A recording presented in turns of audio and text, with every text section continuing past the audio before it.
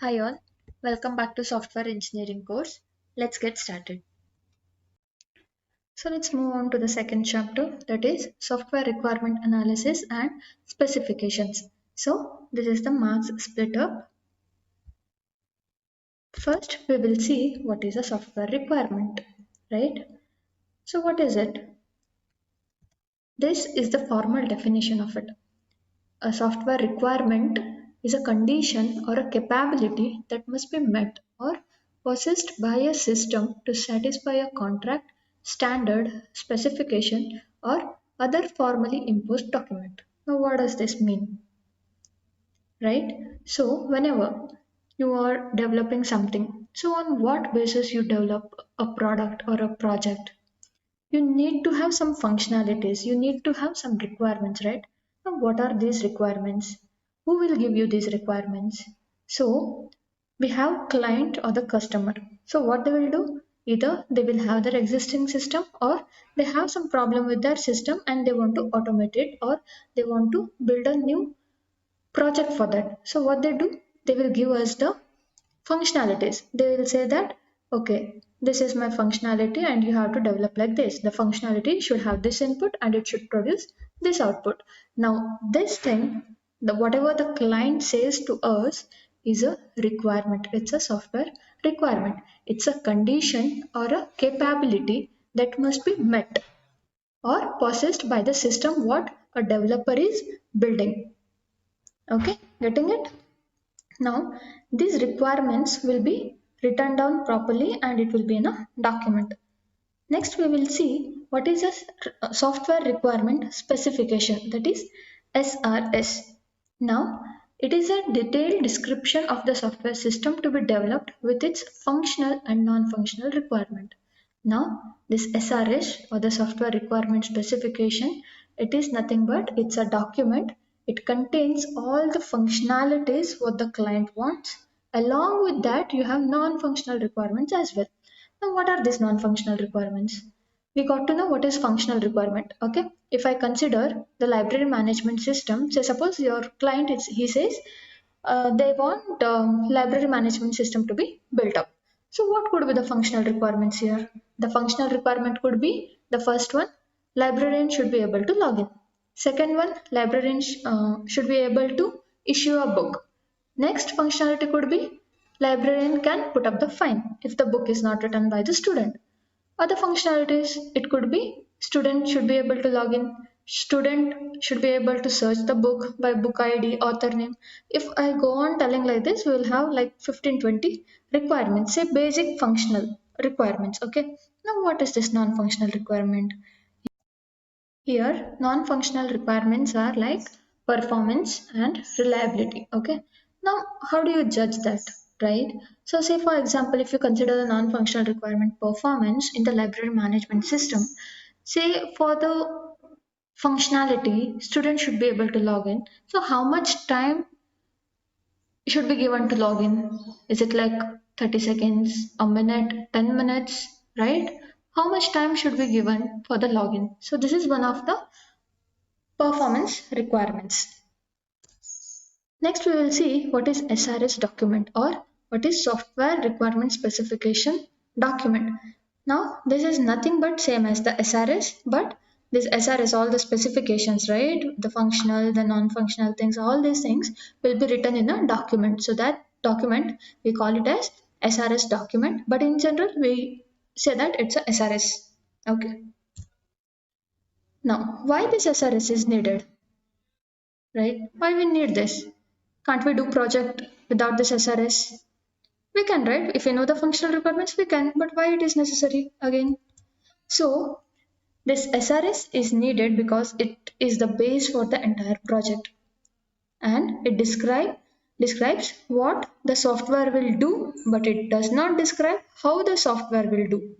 This means, say for example, client gives you the requirement saying okay, we'll take e-commerce example like Amazon. Okay, now the client wants a e-commerce website like Amazon. They'll give you all the requirements, and you have built all the requirements. Say suppose there is no SRS. They have just communicated you through over phone, okay, over phone or in meetings, Google Meets and all. They have communicated you the requirements. As per the requirements, as per the communication, you have built the project, you are delivering the project to the client. Now the client should verify it, right? On what basis the client will verify that the requirements, whatever given by him, are actually developed by you? You could miss one or two requirements, or he might say that I have not given this requirement, you have built it wrongly. What is the proof, right? The proof is SRS. That's why we need SRS. Getting it? It forms the base of the entire project and it tells what to do. It does not give you the implementation methods, how you have to do it, what data structures you have to build. No, SRS does not specify all these things. It just says what the product should do. That's it. Okay. Next, we will see value of a good SRS. Now, there are three major parties which are interested in the system or in the product development. So, who are these three parties? The first one is the client because he gives you the requirement, he has some problem, that's why he want to build something, right? Then the developer or the company who will take the requirements, build it, and then gives back to the client. And the third one is the actual users, actual end users. So there is a difference between the client and the actual end users. Remember this, okay? So developer company or the developers, what they do, they develop the requirement taking from the client, and your product, your software will be used by the end users. That means the persons who are actually working in the client company will use your system. They won't be having the knowledge of this SRS functionality, nothing. Okay. So the basic purpose of the SRS is to bridge the communication gap. So the communication gap between the client and the developing company or the developers, usually we say. So it bridges a gap between them. So one of the value of SRS is it established the basis for agreement between the client and the supplier on what the software product will do. So your SRS will act as a agreement or proof between the client and the supplier. Supplier means your developing company, okay, product developing company. So it acts as a proof or agreement between them. So say suppose client has given you the functionalities, then you have developed the software. So what happens here is at the end, when the product is developed, your SRS will be taken into consideration and client will check whether whatever they have specified in the SRS is actually present in the system or not. So it acts as a proof. Okay. Next value is SRS provides a reference for validation of the final product. Again the same thing. So whenever your product or the project is built, so SRS is taken as a reference for the validation for testing purpose. Whether it actually has all the requirements or all the hardware support or whatever needed it's present in the final product or not, it is checked. The third one, a high quality SRS is a prerequisite to high quality software. So we say that SRS should be of high quality. Say suppose if the SRS itself is having many bugs or it has lots of errors, then what will happen? Say by mistake these errors are not taken into consideration or it has been skipped, then what will happen? That the developer will develop according to SRS and the final product will also have the bugs or the errors. Now what will happen in this case? So what will happen here is if the SRS contains errors, your product will also contain error and those errors will remain in the product and client will start using it and later they'll come up with the bugs. Okay. So we cannot say like if error is present then only the product will have errors. Okay. So even a correct implementation of the SRS will also lead to a system that will not satisfy the client. So there could be this scenario as well. Okay. The next is a high quality SRS reduces the development cost. Here, the quality of the SRS it will impact both on the cost as well as the schedule of the project. Say suppose if a requirement error is detected and it is removed after the system has been developed, then what will happen? So it can cost up to 100 times more than removing it during the requirement phase itself. So it is best to check the SRS first if there are any errors in that. So we have to check whether the SRS is of high quality or not. So in this case, so if it is of good quality, then your product will also be of good quality. If there is any error in the SRS, if it remains in the project or your product, what will happen? If it is detected, the error is detected after the project is built, then what will happen? The cost and schedule both will be impacted here. Okay, now we should understand that SRS bridges the gap between the client, the developer, and the end users. Okay, next we will study about the requirement process. The requirement process is not a single activity. Okay, this contains a sequence of activities that need to be performed in the requirement phase so that a high quality document, SRS document, is produced. Now, there are three tasks of this requirement process. First is problem analysis or the requirement analysis. Next is product description or requirement specification. And the last one is requirements validation or just validation.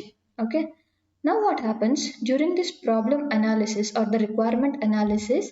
The actual problem or the problem domain is analyzed. That means an effort is made to understand the system behavior, the constraints in that system, what are the inputs to that system, and what will be the output. Now, the basic purpose of this particular activity is to obtain a thorough understanding on what the software needs to provide. Okay, the basic activity here is to get the thorough understanding of the system. Next is the requirements description or product description. So the activity here is on specifying the requirements in the document. You have done the analysis. Next, what you have to do? You have to specify the requirements in the document. So here the issues such as representation, specification languages are addressed in this activity. Now, as the analysis produce a large number of information, huge amount of information, right? So whenever a problem is given to you, so if I say go and search for this requirement analysis in Google. So what you do, you have 45 members, so you'll have 45 types of contents, right? So there could be some redundancies, there could be a lot of information. So what happens here is whenever you have this analysis activity, it has large amount of information and there could be some redundancies. That means there could be some duplicates. So what you have to do, you have to properly organize and describe that requirements. So now this that particular thing, that is organizing and describing the requirements, is done in product description. Okay. The last is requirement validation. So this focuses on ensuring that whatever have been specified in the SRS, the document, those are all indeed actual requirements and it makes sure that the SRS is of good quality. Validation is nothing but checking whether the all the requirements are correct, there are no redundancies, there are no ambiguities, no confusion in the SRS. So that is the activity of validation. So we have your arrow, right? Arrow from product description to problem analysis, from validation to these both activities. Now, what are these feedbacks or the loop? What they'll say? So if we consider a complex system, okay, so if we consider a system like there is a system which is very complex, what we have to do, we cannot directly jump into this analysis and write the product description of the SRS. So for that, what we have to do, we have to use a divide and conquer method. So if this is a complex system, we have to divide the system into multiple parts so that each part can be analyzed and the SRS can be written for that particular part. Okay. So the arrows from the validation phase to product description and validation to problem analysis. What does it specify is if we have any problem during validation, that problem can be again analyzed and then SRS can be modified again, then validation of the SRS can be done.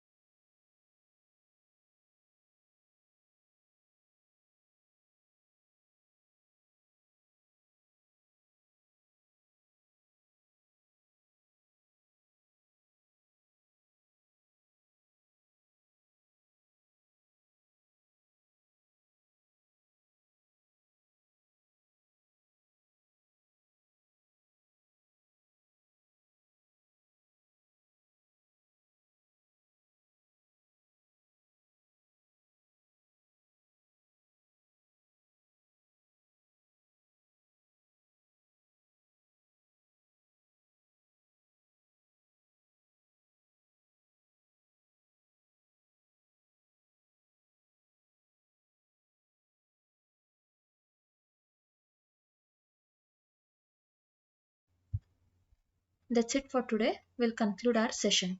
Thank you.